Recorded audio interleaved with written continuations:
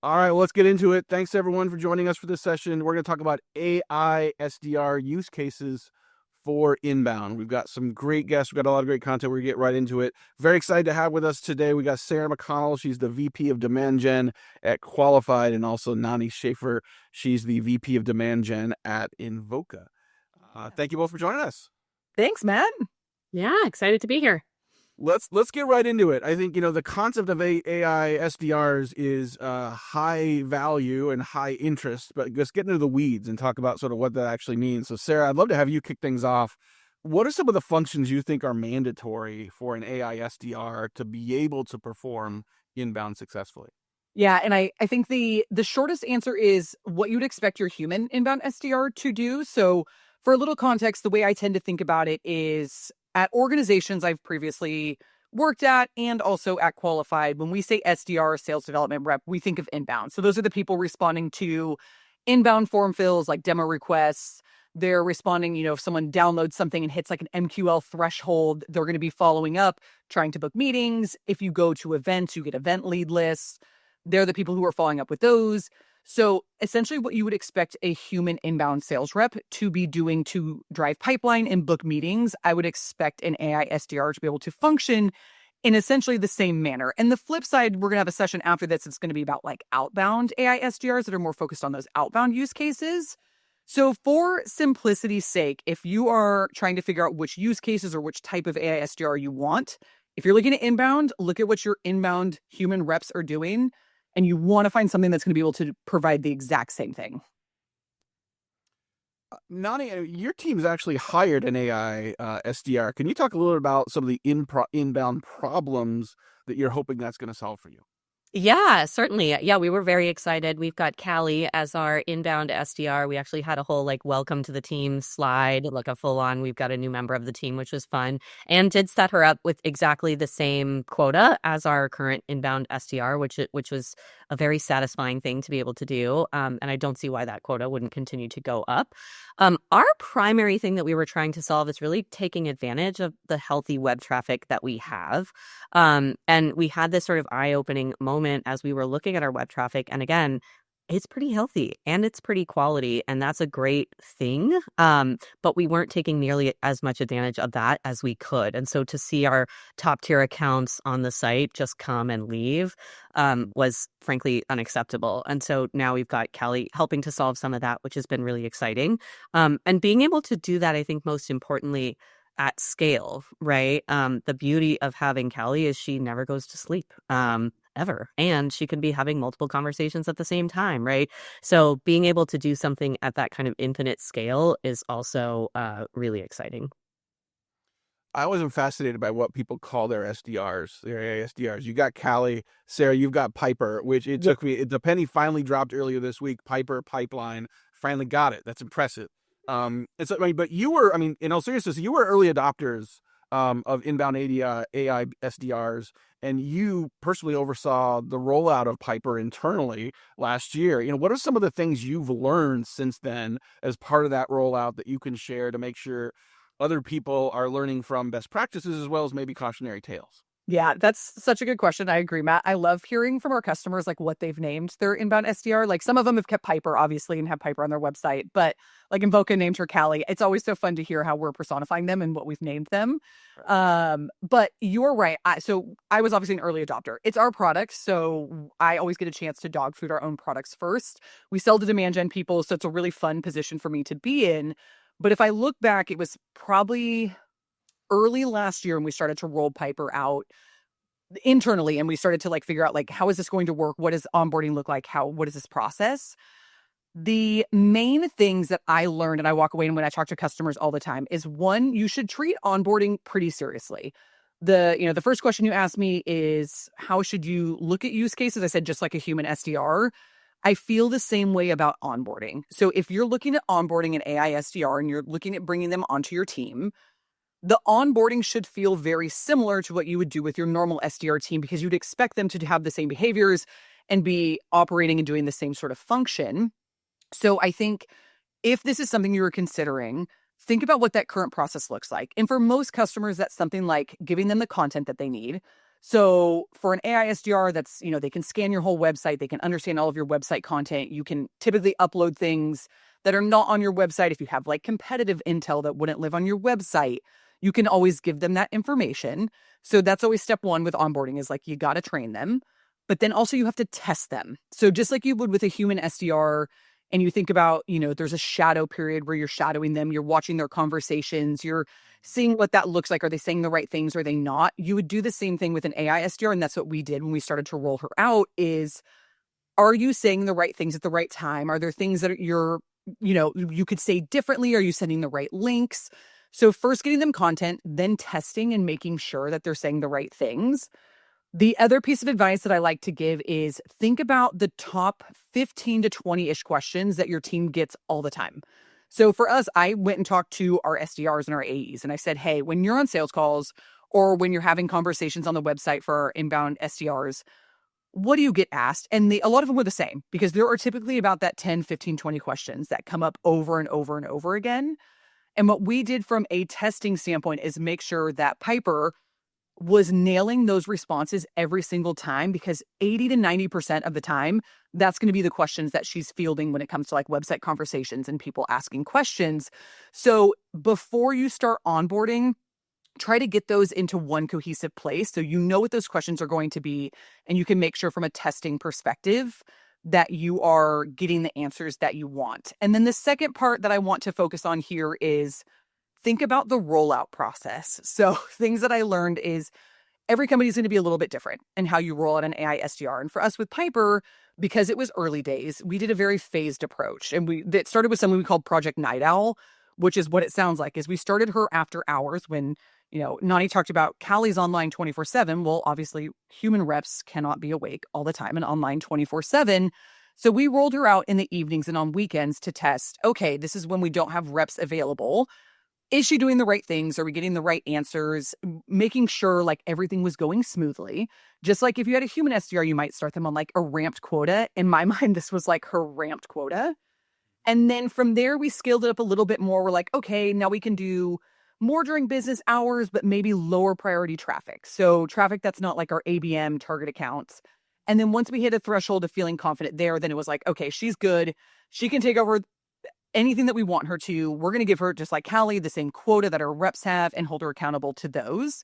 So I guess in summary, like, make sure from an onboarding perspective, you're treating it very thoroughly like you would with a human SDR, as of what you expect from them, the content you give to them, and testing them.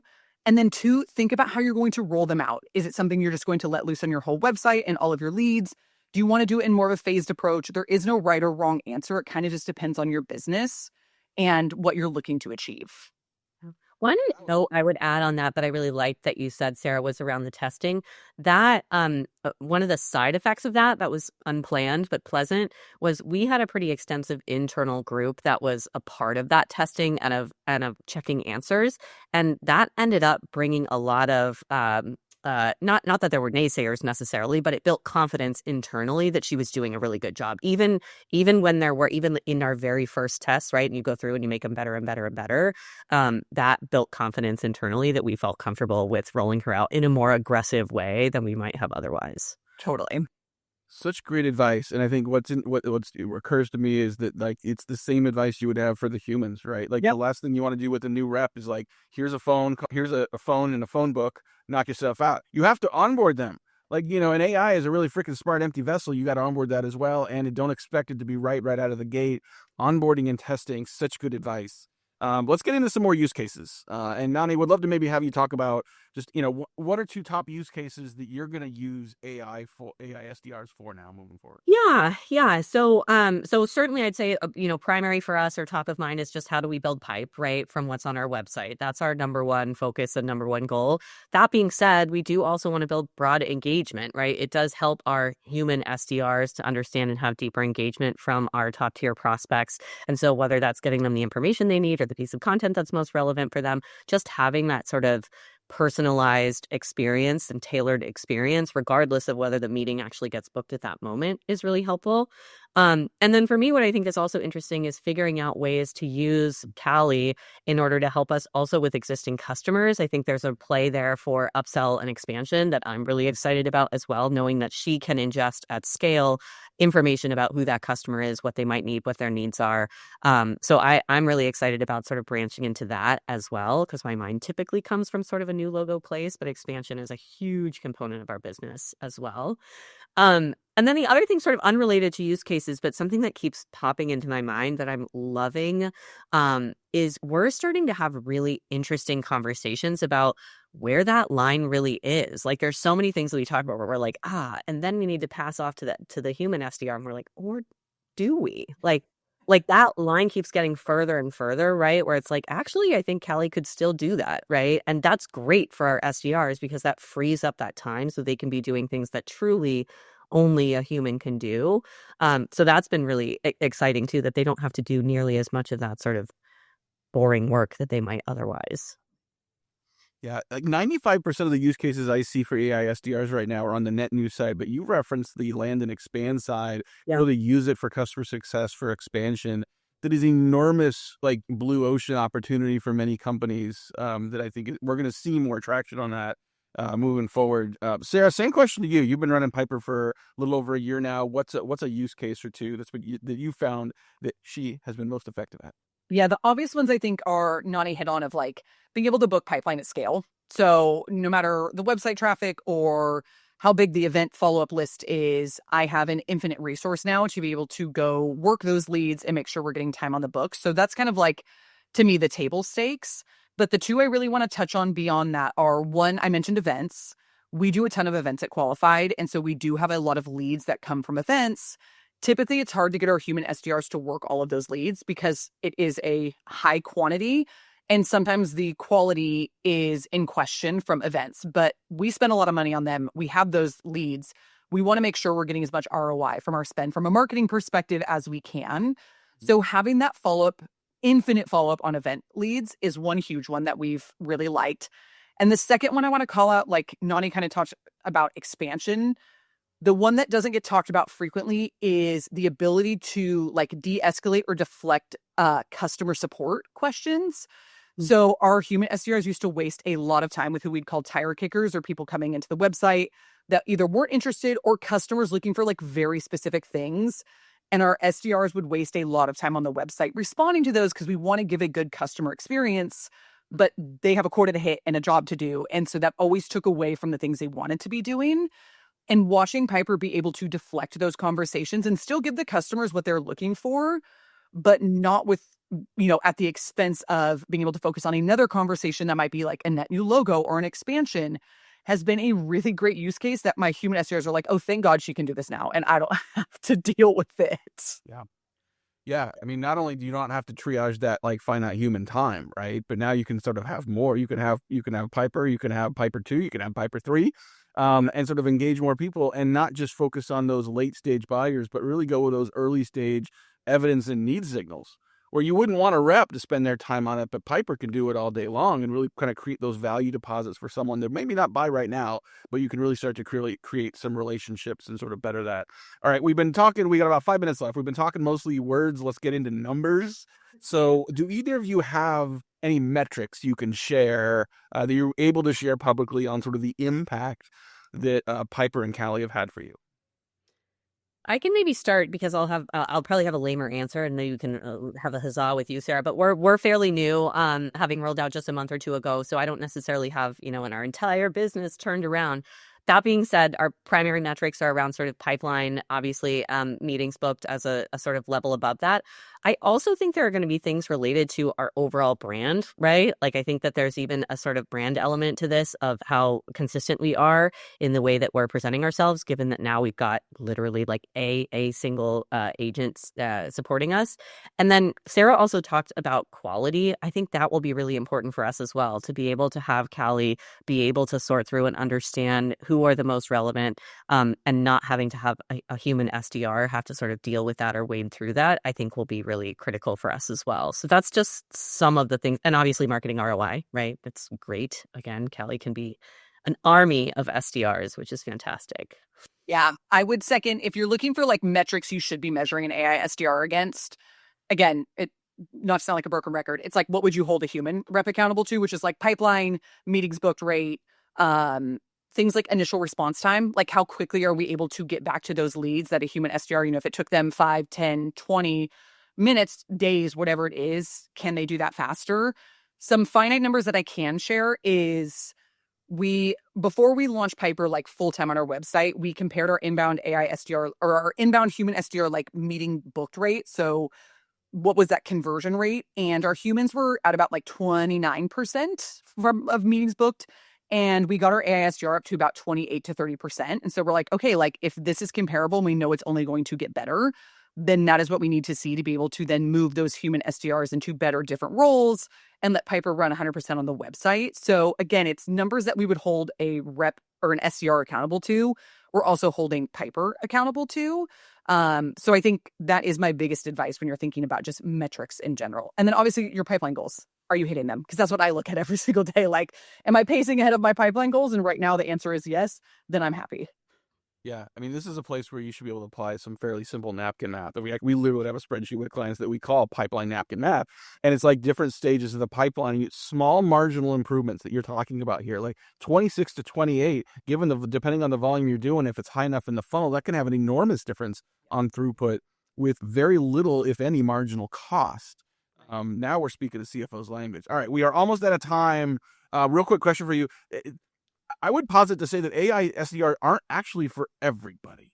Are there situations where, Sarah, you would not recommend or you would caution people not to use an AI SDR for? Yep. I would say if you don't have website traffic or lead volume, it's just a waste of money. So if you aren't, focus on your marketing first then. If you don't have that lead volume, you don't have that website traffic, focus on, can you put your money into like marketing efforts and campaigns to get more website traffic? So yeah, if you don't have the web traffic, it's not going to be worth the investment. Yep. Nani, what do you think? Still took the words right out of my mouth. I had it written down and everything, but yeah, low web traffic, you got to start at square one there. It's not going to be something that's bringing in net new web traffic, right? So you have to have that first. The other thing you could think about a little bit as well as a prerequisite is just making sure you really understand your lead qualification criteria, right? Being able to have what you need, have the information that you need in order to train your AI SDR, which hopefully you do if you have human SDRs as well. But again, just worth noting. So to summarize, I heard a lot of talk about testing, around training, around doing better onboarding, about situationally making sure you're having the right conversations and being really crisp about where those sort of micro conversion rate improvements are happening and looking at the cost of that. I bet a lot of people could do that pipeline napkin math and very quickly realize there's an awful lot of optimization to be had in the pipeline by applying an AI SDR. So Nani, Sarah, thank you so much for your insights. Thank you so much for being here. Thanks everyone for joining us. Enjoy the rest of the summit.